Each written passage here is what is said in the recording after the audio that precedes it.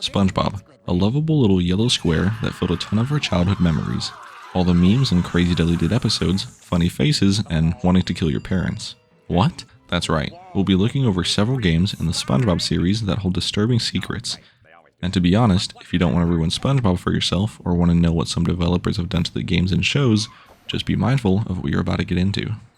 2019's SpongeBob Saves the Day has a very strange discovery. Someone was able to access the sprites for each scene, and when heading into the Krusty Krab, this strange character, Yummer, appeared in the sprites. The two sprite names are Yummer1 and Yummer2. The developing team received emails on the character, and it was stated that he was just a placeholder for testing. His name was actually Yum, and he was more of a meme around the office. Strangely enough, Yum isn't the only weird sprite in the game. There's another sprite, found outside Sandy's tree dome. It's a destroyed version of her suit, missing her helmet, but a broken fishbowl instead. As SpongeBob, he stumbled upon the helmet, as it would have been useful, but there's obviously nothing of use here.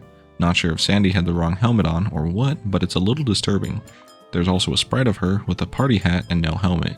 Not sure if this has anything to do with it, but who knows, it's still pretty weird. 2007's Nicktoons Attack of the Toybots. Not totally a SpongeBob game, but he's in it. The most common enemy in the game is a character called Mr. Huggles, and he has a toy box which matches his model. You wouldn't think anything of the box until reading the back of it. The text of the toy box says, "I'll hug you and kill you. You'll never sleep again, and I'll kill your parents." With the amount of boxes on the map, it's hard to believe that this is some placeholder text, and if it somehow still is, then whoever was in charge of covering it up really did a terrible job, because damn, those Mr. Huggle boxes are pretty frequent. 2001's SpongeBob SuperSponge, a very low-key game in terms of SpongeBob, but well known often for this fact alone. The studio behind the game closed down, and the code of the game was released when 2 copies of the games were sold. I'm sure since they were closing they didn't care, but maybe before closing they should have sifted through the files, because what was found were 3 strange images. I'll only show one of the 3 as they're not appropriate in the slightest. In this viewable one, we see SpongeBob in some fetish clothing. The other 2 images are characters having fun with each other, if you know what I mean. On top of this, the artist behind the work came forward and posted on Twitter that he still had the original sketches that were found in the files. I'm not sure why you'd share that, but it makes you look at SpongeBob a little differently. On top of the artist sharing that, there was an art book found in the early production of the show. This was called Behind Closed Doors, where much more disturbing art featuring all the characters very similar to the ones I talked about before. In this case though, I wouldn't suggest you look any of that one up. Besides the weird art found in the files of the game, were a handful of unused characters with their respected names, such as Kid 1 Dead, Kid 2 and 3, how about Old Bastard, and another Old Bitch. The files of course aren't used and they're not polished for the final game, but each concept is still a little weird, names and art. If you want to see more info on the unused and unusual content on SuperSponge and Behind Closed Doors, I'll link 2 videos in the description. 2009's Tidy Wy Tumble, a SpongeBob game celebrating the show's 10 years. The concept of the game is very similar to Angry Birds, where you fling SpongeBob by his underwear to certain distances. Strangely, in the files though, was this hidden image, the uncanniness of him stretching his face out, also while the color of his skin is brighter and shows more detail. The grainy and jagged edges on the strokes of his line work, long face, short legs, and disturbing nose. It's also weird in such a simple game. It screams itself as a placeholder image, but why in such a simple game would you not remember a model to cover up? Regardless of its origins though, it's still unsettling to find. I say that, but SuperSponge had mountains of unused disturbing content.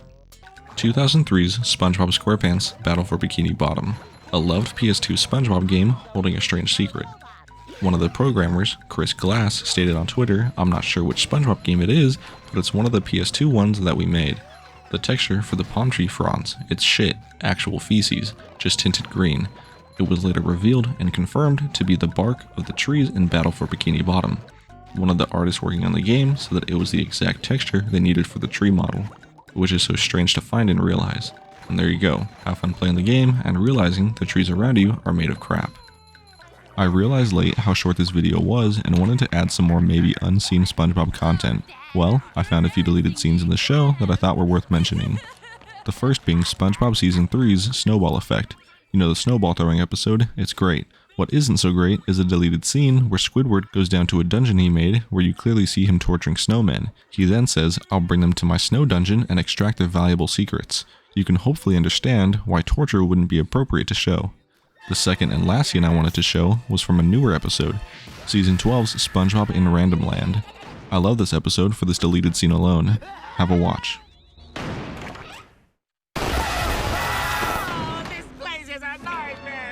That's right, Red Mist.